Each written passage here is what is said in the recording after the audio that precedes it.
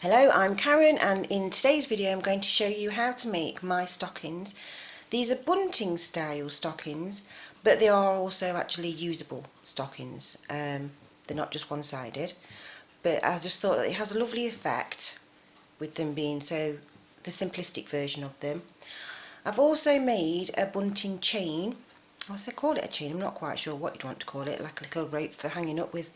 It's got the loops in it for you to loop up, and then you'll have your, I'll just move those out of the way, and then this bit curves down. I'll show you very quickly that what you do is you slide on your stocking. So one stocking would go where the loop is, and you'd have your hook or your nail in the wall or across the bottom of your display table or something. And then you slide on the second one, so that you have one on a hole there that's hanging up on your hook, and you're going to have one that will dangle in between, and then you keep putting them on, and you have another one on the end there. I will explain how to do that. I'm not going to show you how to do that because this particular one, which has got 1, 2, 3, 4, it's got 5 loops on it, so it's actually designed to hang up 9 stockings. It actually took me 40 minutes to make it. It's remarkably time consuming in one sense, but it really works, and it lasts and lasts. So and also you can wash it if you get it mucky. Anyway, right, I don't want to waste too much of your time realistically with doing really long videos, but I just wanted to explain. I know lots of people have been asking me loads of questions, and there's loads of comments, and I'm really sorry that I haven't got back to you. It's like every single time I've gone to answer those questions, something's gone wrong. The first time I accidentally deleted a comment, and I'm really sorry about that. The second time I decided that I was going to delete the browsing history. So that because I was going to show you on my my Huddle, this little tablet thing, and when I deleted the browsing history, it just deleted all of my stuff, all my little pages that I'd saved, and it turned it into like a mobile phone mode, and I like it in computer mode, and it took me half a day to get that back to right because I'm not a computer person. But anyway, so I will get back to you I will get back to you with all of those things, and yes, I have got patterns to do all the increases of the converse and to do the smaller size, and I can give you tips on how to increase the jumper. I haven't finished mine yet because I've been too busy with my other job, with looking after my dad, with doing my patterns for my videos. I need 48-hour days, I do, I would love that. But anyway, we don't have them, so that's it. Now today's video, I'm going to make you the traditional colours of using red and white. The red is a traditional Christmas red in real life. Whether it looks completely this colour or not in the video, I'm not sure. So that's what we're going to do. I'm doing it in 3-part video. The first part, obviously, is I'm going to be showing you the basics of the stocking, and we're going to sit and crochet along together. I'm going to show you how I do everything, and in part 2, when I'm doing the loop and my sewing work, I'm going to tell you a story about the magic stocking. This is just for those people that's got toddlers, because I remember those days when my toddlers, and I don't know, in the UK we call them a dummy, some people call it a soother or a pacifier. And so when you get to that stage where you want them to give up their dummies, I've got a lovely little story and a magical idea. And these also work great with the Tooth Fairy, so you can use them all the year round. So you can have them, and you've got to make sure that you do it in your children's favourite colour to make it really work. Okay, so that's my introduction. Now we're actually going to make the actual stocking. So we're going to need some yarn. Today I'm using Yarn Fair double knitting machine washable and tumble dry yarn because it's practical. A pair of scissors, number 4mm hook, a little pin cushion, and my wide-eyed blunt-ended needle. I'm just going to have a little drink, sorry. Right, okay. So we're going to cast on and do with our magic loop. Now I have put in the title that this is a beginner's video. The reason why I've put it as a beginner's video is because it's really easy. Okay, so if you're an experienced crocheter and I'm going a little bit slow for you, I'm sorry. If you're a beginner and I'm going a little bit fast, I'm sorry. You'll have to pause and rewind and do whatever you can with the video. And and I've actually made a PDF file with the little story for the letter for you to be able to send to the children for their dummies. Okay. Right. So we've cast on. Whoops, Daisy. And we want to do a chain of 18.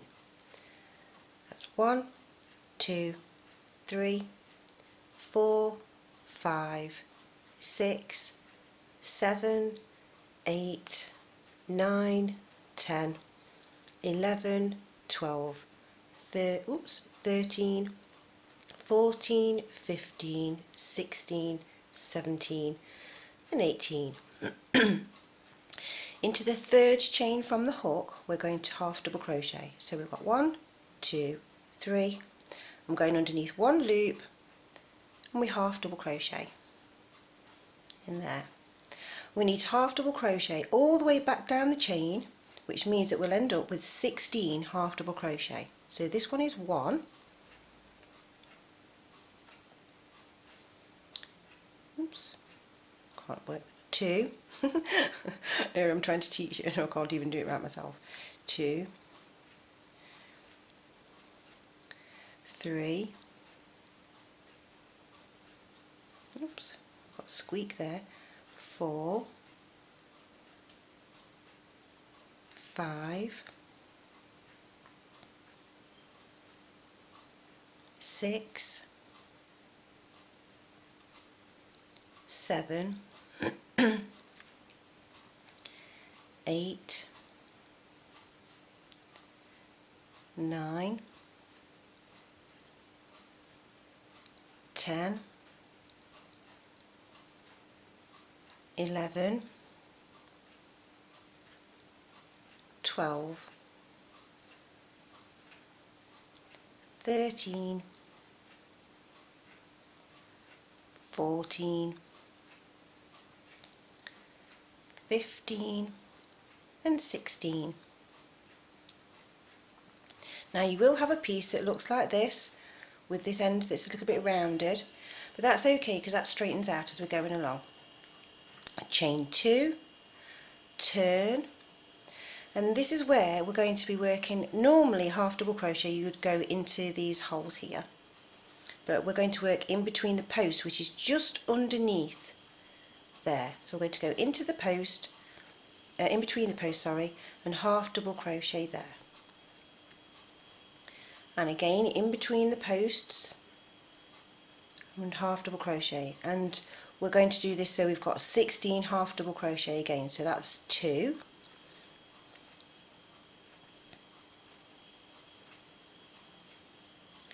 3, 4, 5, sorry, 6,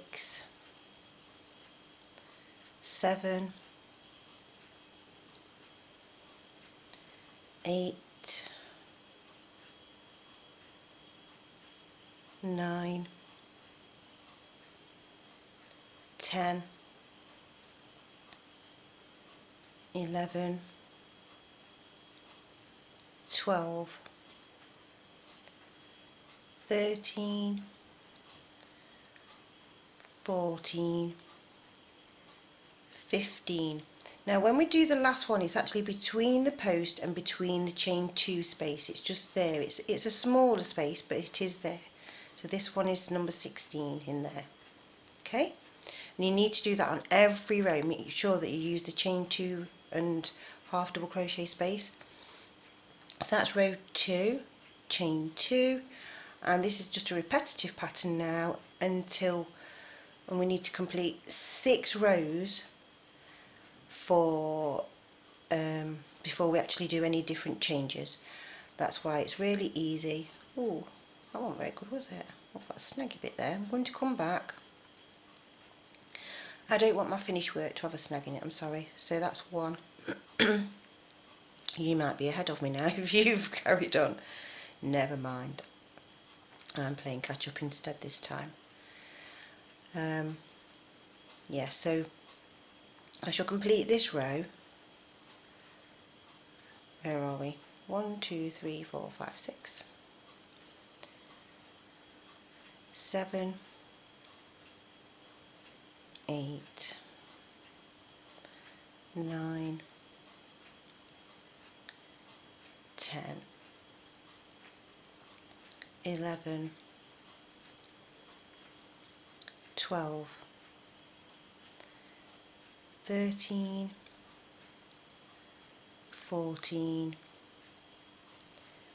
15, and remember to use the post bit of the chain 2 bit as well, 16. Okay, chain 2. Now with this pattern, if you get stopped at some point while you're working and you come back, the easiest way to tell which row you're on is to go to the ends and have a look at your holes. So we've got 1, 2, and that one's a 3. So I'm actually now going to be working row 4.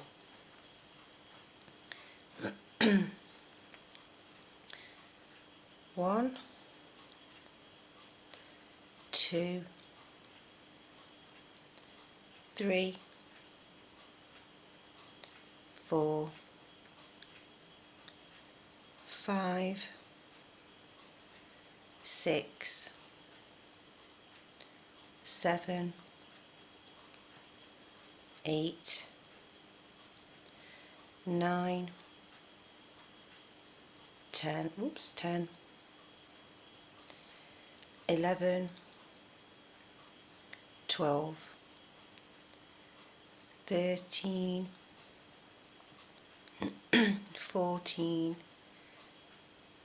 15, 16, chain 2, turn, and the same again. 1, 2, 3, 4, 5, 6, 7, 8, 9, 10, 11, 12, 13, 14, 15 and 16. So now we've done 5 rows, yeah? 1, 2, 3, 4, 5. And then this is the 6th row. So I've done a chain 2, half double crochet in between the posts all the way. If you want to fast forward the video to see what happens next and to whiz along, I'm quite happy for you to do that. But for those of you that like to crochet along with me, I'm doing everything on this because even though it is repetitive, I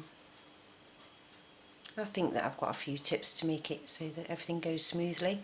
And realistically, I know that this video is going to be longer, but when you're actually sitting crocheting this on your own and you're whizzing along and there's no distractions and hiccups and things, they normally take this particular piece that we're doing normally takes about 15 minutes.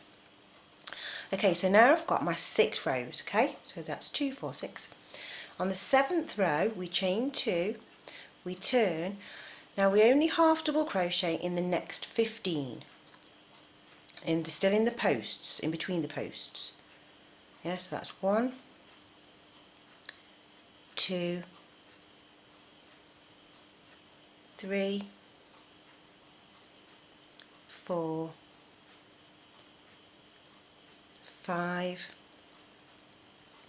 oops a daisy, 6, 7, 8,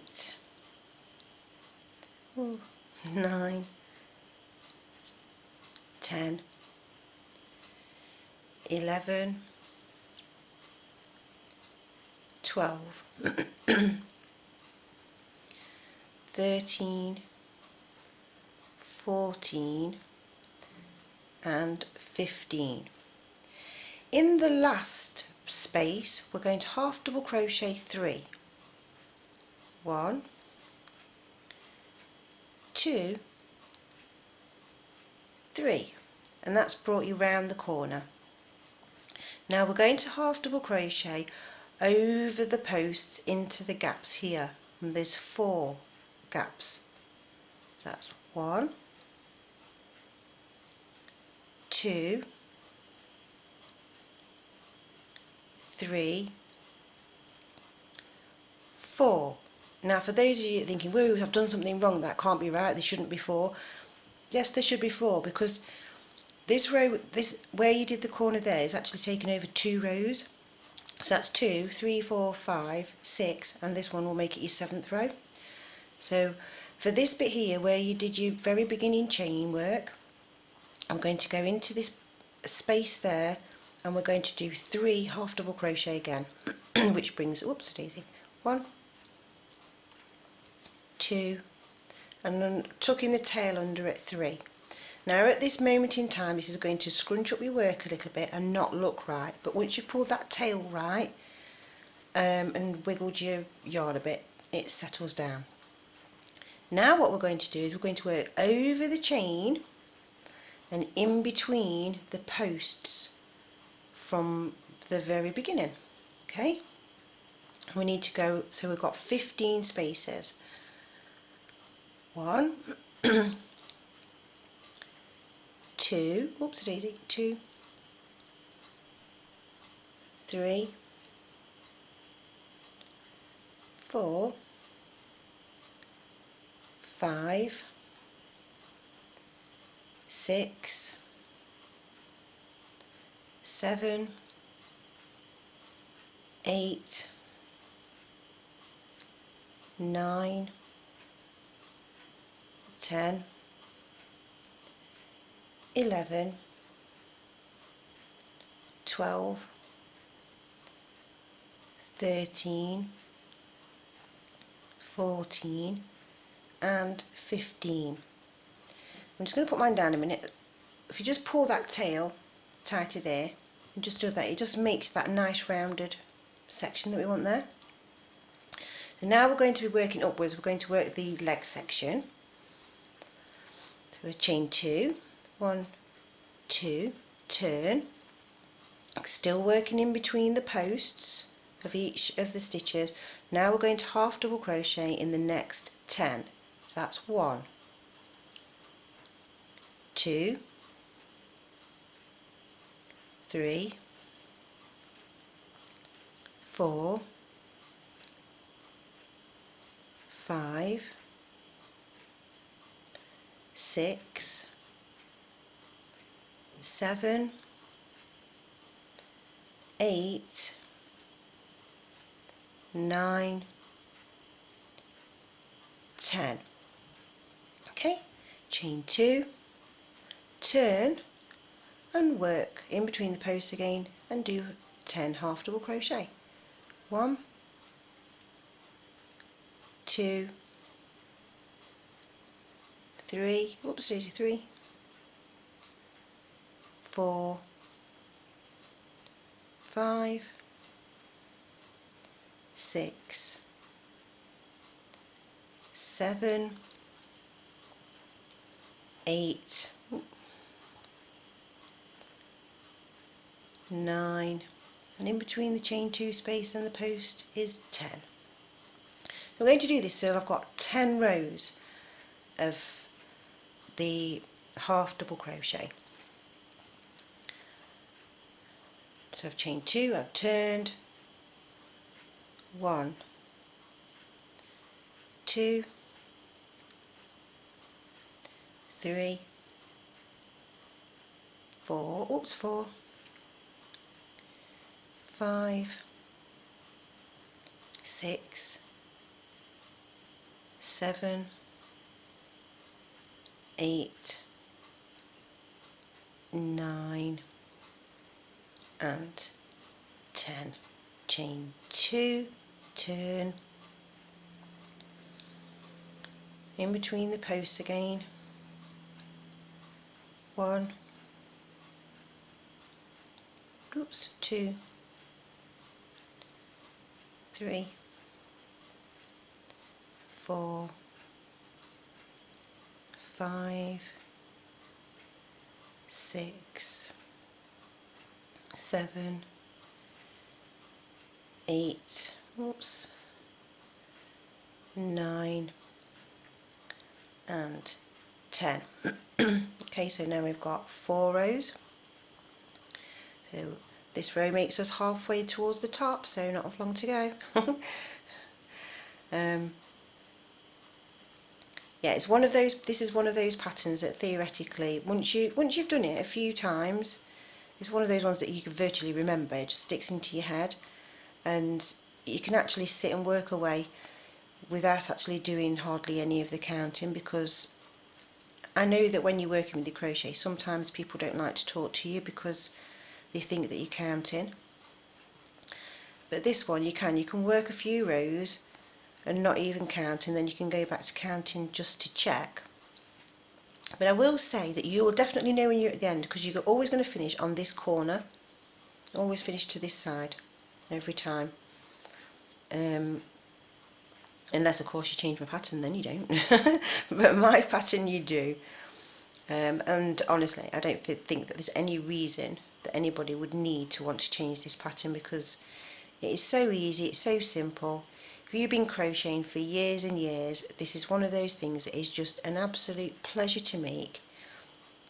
They come out the same size and they look so nice and neat, and I've got a thing about having things that all come out exactly the same. When I write my patterns, I need everything, need it to be the same. If they don't come out the same, then there's something wrong. So and this one is just, I've made lots and lots of these, and this is one of those projects as well that I do believe that you should start off with. Is you make these for your family and your friends first. You can give them away as gifts, complete with a little tiny present inside them. And honestly, you know, you're only going to need to spend like a couple of pounds to be able to get something small enough to fit inside. Well, I suppose you could spend a couple of £100,000 if you wanted to buy a really nice ring and stick a ring inside it, but realistically, this is designed for just for something little, something fun, something enjoyable, and the story that goes with it as well for the little children, so that they can give up their little dummies, and or they can put their tooth inside it for the tooth fairy. It's just, well, I really liked that idea when I came up with that one. 2, 4, 6, 8, 2 more rows to go and then I'm done. Yes, I liked my story so much, I thought I have to share it because, wow, it's just one of those little things, isn't it? Like I said, I've always wanted to write stories, and while my children was growing up when they was little, I always used to make up stories or read them stories and do little voices, and now they're getting all grown up. And I'm very, very fortunate that my children are very happy children. So I'm right then. So now chain 2. This is going to be the last row, okay? And just to prove that we've still got our 10 stitches, we're going to count again. So that's 1, 2, 3, 4, 5, whoops a daisy, 6, 7, 8, oops 8, 9 and 10.